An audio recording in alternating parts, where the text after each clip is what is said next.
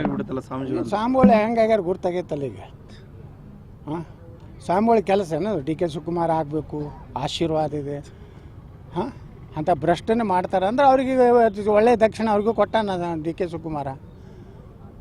ಇವರು ದೊಡ್ಡ ದೊಡ್ಡ ಮಹಾಭ್ರಷ್ಟರದಾರಲ್ಲಿ ಸ್ವಾಮಿಗಳಿಗೆಲ್ಲ ಪಾದಪೂಜೆಗೆ 11 ಲಕ್ಷ 11,1111 ಕೊಟ್ಟಿರ್ತಾರೆ. ಹೋಗೋಣ ಆಶೀರ್ವಾದ, ಮುಖ್ಯಮಂತ್ರಿ ಹಾಗೂ ಪ್ರಧಾನಮಂತ್ರಿ ಅಲ್ಲಕ್ಕೇನು ಗಂಟು ಹೋಗೈತೆ.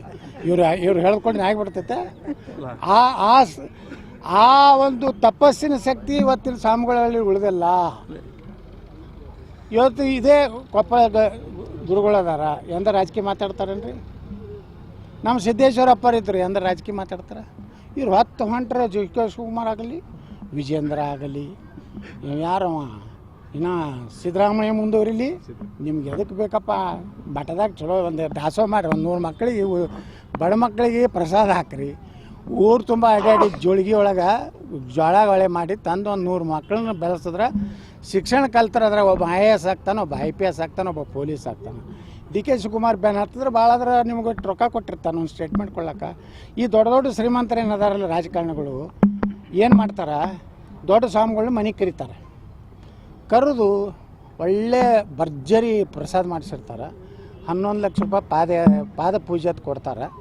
ಹೊರಗೆ ನಿಮ್ಮನ್ನು ಕರೆಸಿ ನಿಂದಿರ್ಸಿರ್ತಾರೆ. ನಿಮ್ಮ ಎಡಿಟರ್ಗೆ ಹೇಳಿರ್ತಾರೆ ಇದೇ ಕ್ವಶನ್ ಇವರಿಗೆ ಕೇಳಬೇಕು ಸ್ವಾಮಿಗಳಿಗೆ.